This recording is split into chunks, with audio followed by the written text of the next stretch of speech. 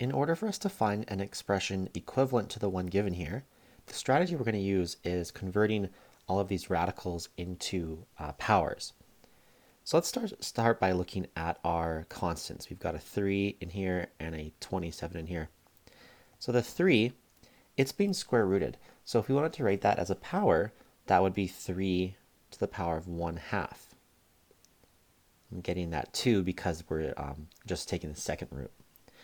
The 27, on the other hand, we're taking the third root of, so that would be equal to 27 to the power of 1/3. However, we could actually just take the cubed root of 27.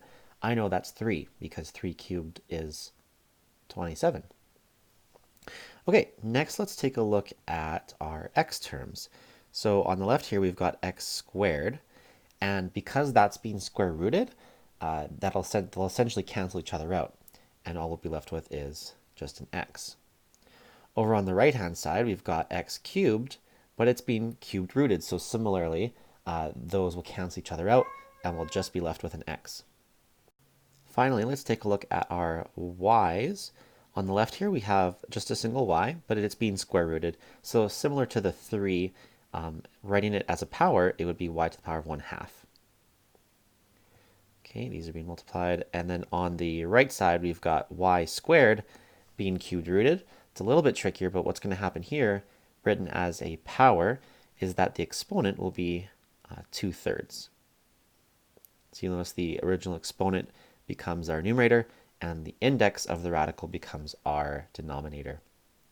Awesome. So now all we need to do is combine our like terms together. So we have a 3 to the power of 1/2 and a 3 being multiplied together. So to combine these together, you can think of 3 kind of having an invisible exponent of 1. And we know from our exponent laws, when we're multiplying two powers at the same base, we can add the exponents together. So combined, it's going to be 3 to the power of 3/2, because that's the same thing as 1/2 plus 1.